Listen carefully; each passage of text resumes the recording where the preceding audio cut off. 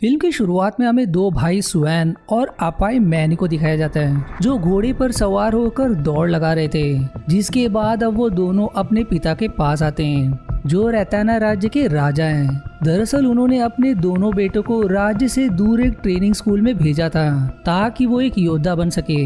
उनके पिता अब उन्हें एक पहाड़ पर लाकर अपना राज्य दिखाते हुए कहते हैं कि कल तुम्हारे लिए बहुत खास दिन है, इसलिए जाकर अपना अभ्यास करो। जिसके बाद सुआन जो लकड़ियों से लड़ने में माहिर था वो अपना अभ्यास कुछ लोगों पर करके उन्हें धाराशायी कर देता है। जिसके बाद उनके गुरु वहाँ आकर कहते हैं कि तुम अपनी कला में माहिर बन चुके हो।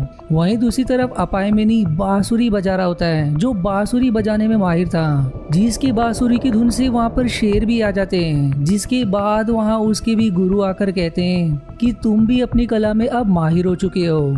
इसके बाद अब वो दोनों महल आकर अपने पिता से मिलते हैं और उनके पिता उन पर बहुत चिल्लाते हैं कि मैंने तुम्हें योद्धा बनने भेजा था और तुम लकड़ी से लड़ना और बांसुरी बजाना सीख कर आए हो, इसलिए मैं तुम्हें यहाँ का राजा नहीं बना सकता। तुम दोनों ने मुझे बहुत निराश किया है, इसलिए मेरे महल से चले जाओ और फिर से वापस मत आना। जो सुनकर दोनों एकदम दुखी हो जाते हैं, पर सुआन जाना नहीं चाहता था। जिस पर अपायमा ने उसे समझाता है कि हम एक दिन जरूर योद्धा बनेंगे, इसलिए अब सुआन भी जाने के लिए राजी हो जाता है। वहीं दूसरी तरफ कुछ लोग एक गांव पर धावा बोल देते हैं और सारे गांव वालों के सामने लूटकर कई लोगों को मार देते हैं। जिसके बाद वहां कुछ स्वामी आते हैं जो बचे हुए लोगों से माफी मांगते हुए कहते हैं कि हमें आने में देरी हो गई, लेकिन हम उन्हें नहीं छोड़ेंगे। अब सारे स्वामी उन लोगों से लड़ने जाते हैं जहां उनका लीडर भी था। जिसके बाद अब सभी में लड़ाई शुरू हो जाती है, पर वहीं सुआन और अपाई मैनी भी आ जाते हैं और तभी वो लीडर अपनी तलवार पर कुछ मंत्र पढ़कर एक स्वामी की तरफ फेंकता है, पर स्वामी को बचाते हुए सुआन अपने डंडे को तलवार की तरफ फेंकता है जिससे तलवार नीचे गिर जाती है और अब वो दोनों स्वामी की मदद करते हुए लीडर और उनके साथियों को मारने लगते हैं। जिसके बाद अब सभी में और भी घमासान लड़ाई शुरू हो जाती है, लेकिन सुआन अपनी बहादुरी का प्रदर्शन करते हुए लीडर को मार गिराता है। स्वामी अब मदद करने के लिए उनका शुक्रिया करते हैं और उनसे सवाल करते हैं कि आप लोग कहाँ जा रहे हो। जिस पर दोनों कहते हैं कि हमारी कोई मंजिल नहीं है, जहाँ हमारा भाग्य ले जाएगा हम वहाँ चले जाएंगे। ये सुनकर स्वामी उन्हें उनके साथ आने को कहते हैं, जिस पर वो मान भी जाते हैं। इसके बाद अब हम अगले सीन में हम एक फीमेल राक्षस को देखते हैं जो समुद्र के अंदर से एक मछली पकड़कर उसे कच्चा खा जाती है। वहीं दूसरी तरफ स्वामी सुआन और अपाई मैनी को अपना परिचय देते हैं कि मेरा नाम मोरा है और मैं मंत्र पढ़कर किसी भी चीजों को बदल सकता हूँ, और ये मेरे दो साथी सीजोन और विंचाई हैं। दरअसल सीजोन भविष्य देख सकता है, वहीं विंचेन तीर चलाने में माहिर है। इसके बाद अब सुआन अपाई मैनी के बारे में बताते हुए कहता है कि मेरा भाई किसी भी तरह की बांसुरी बजा सकता है। जिस पर स्वामी उसे बांसुरी बजाने को कहते हैं और जब वो बांसुरी बजाना शुरू करता है तो सारे स्वामी और सुआन सो जाते हैं। और अब उस बांसुरी की आवाज सुनकर वो राक्षस भी वहां आ जाती है, जिसे देख अपाई मैनी एकदम डर कर वहां से भागने लगता है, लेकिन वो राक्षस उसे पकड़ लेती है। जिसके बाद ये सीन यहीं कट हो जाती है। अगले सीन में जब सुआन और बाकी स्वामी उठते हैं तो उन्हें अपाई मैनी कहीं दिखाई नहीं देता, जिसे वो अब ढूंढने लगते हैं, पर तभी उन्हें रेत पर बड़े पैरों के निशान दिखाई देते हैं। जिसे देख अब मारो कहता है कि उसे जरूर समुद्र की राक्षस ले गई होगी। जिसके बाद अब हम उस राक्षस को देखते हैं जो एक गुफा की तरफ आती है, लेकिन वो चलते चलते ही एक फीमेल का रूप बदलकर अपाई मैनी के पास आती है जो उसकी गुफा के अंदर ही था। आप देखते ही देखते अपाई मैनी को होश आ जाता है, जहाँ फीमेल के भेस में वो उसे खाना देती है और फिर तभी उसकी आंख लाल होकर फिर से नॉर्मल भी हो जाती है। जिसे देख अपाई मैनी कहता है कि तुम समुद्र की राक्षस हो, पर वो जवाब देती कि मैं तुम्हें नहीं मारूंगी यदि तुम ठीक से रहोगे तो। जिस पर अपाई मैनी कहता है कि तुम झूठ कह रही हो, बाद में तुम सच में मुझे कच्चा खा जाओगी। पर वो फिर भी उसे समझाती है कि यदि तुम मेरे साथ रहोगे तो मैं तुम्हें परेशान नहीं करूंगी, पर कभी मुझे छोड़कर मत जाना, वरना मैं तुम्हें सच में मार दूंगी। अब उसके पास और कोई चारा ना होने पर वो मान जाता है। अब इधर सुआन और स्वामी समुद्र में सफर करते हुए एक आइलैंड तक आ जाते हैं, जहां वो एक आदमी से विनती करते हैं कि क्या हमें यहाँ कुछ दिन रहने की जगह मिल सकती है। जिस पर वो आदमी कहता है कि यहाँ युद्ध होने वाला है क्योंकि यहाँ के राजा की बेटी केतसारा से दूसरे राज्य के राजा उतेन शादी करना चाहता है, लेकिन राजा ने उसे मना कर दिया, जिसके कारण अब वो हमारे राज्य पर हमला करना चाहता है। पर तभी वहाँ एक फीमेल आती है जो सुएन से कहती कि तुम यहाँ रहना चाहते हो तो तुम्हें हमारा थोड़ा काम करना होगा।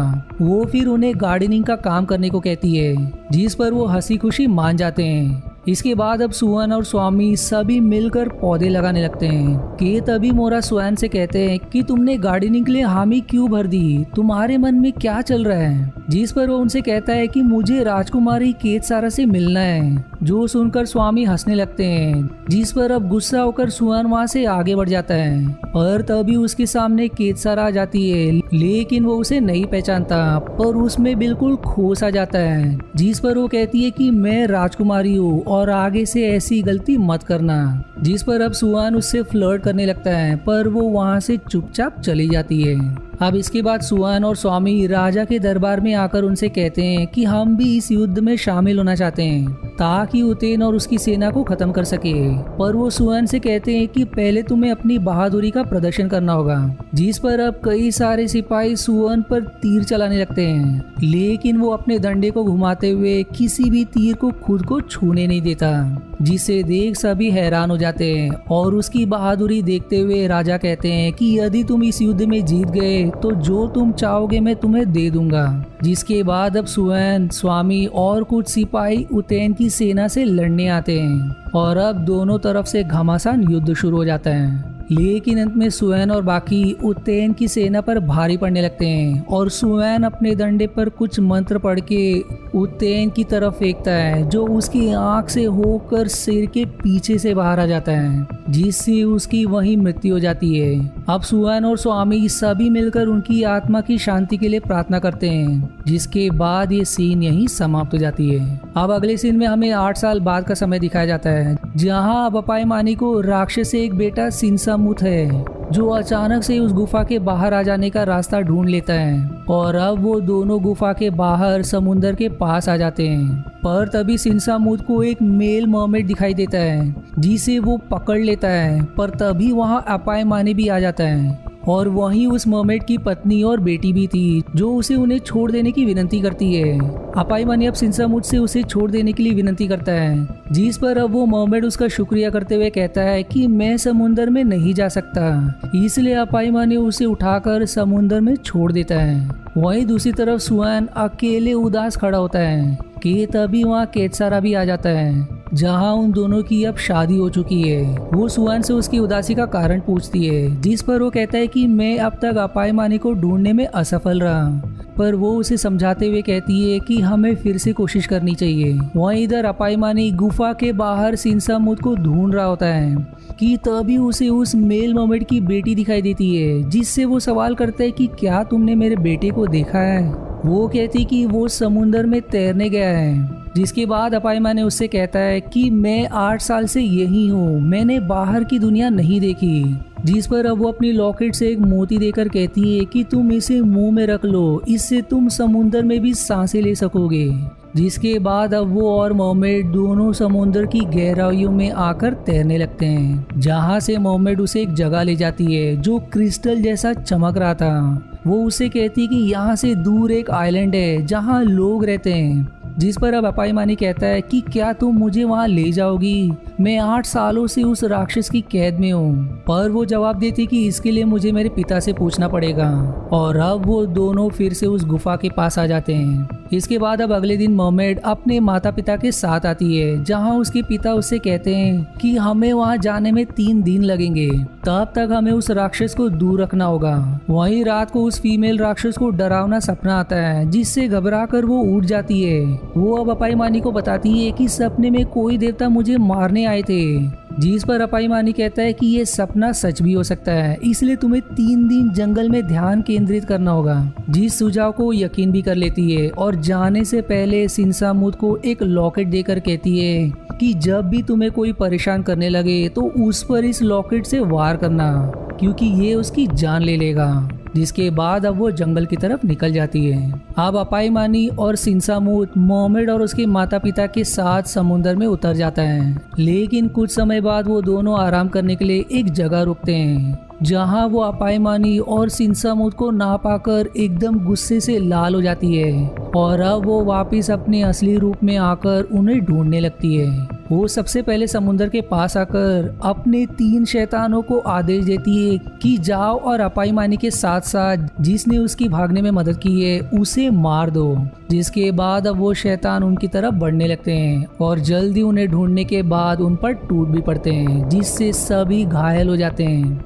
पर सिंसामूत अपनी लॉकेट की मदद से उन्हें मार देता है, जिसके बाद अब सभी वापस समुंदर में आ जाते हैं। लेकिन अब मर्मेड की माँ की हिम्मत जवाब देती है और उसके पास अब आगे बढ़ने के लिए शक्ति नहीं रहती, जिस पर अब उसके पिता मर्मेड से कहते हैं कि तुम अपायमानी को आइलैंड तक ले जाओ क्योंकि हम वापस जा रहे हैं। इसलिए अब वो तीनों ही आगे बढ़ने लगते हैं, पर तभी वो राक्षस उसके माता पिता को पकड़ लेती है। वहीं इनके आगे बढ़ते हुए वो भाग्य से आइलैंड के नजदीक पहुंच जाते हैं, जो वही आइलैंड था जहां सुओन और स्वामी है। और वहीं तभी सीजोन भविष्य देखकर सुओन से कहता है कि अपायमानी हमारे बहुत नजदीक है, वो कुछ ही समय में समुद्र के पास आने वाला है। इसलिए अब सभी तुरंत समुद्र के पास निकल पड़ते हैं। वहीं इस तरह अपायमानी और बाकी उस आइलैंड तक आ जाते हैं, लेकिन तभी वो राक्षस भी आ जाती है और उसी पल सुएन और बाकी भी पहुंच जाते हैं। सुएन और स्वामी अपने हथियार पर मंत्र पढ़कर उस राक्षस की तरफ फेंकते हैं, लेकिन वो उनके वार का पलट जवाब देती है,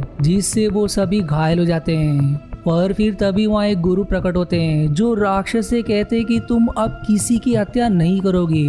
पर वो राक्षस कहती कि मुझे मर्मेड और उसके परिवार को मारना है, क्योंकि उनके ही कारण मेरा परिवार टूट गया और मैं उन्हें मारने के बाद किसी को भी नहीं मारूंगी और अपायमानी और सिंसामूत के साथ वापस चली जाऊंगी।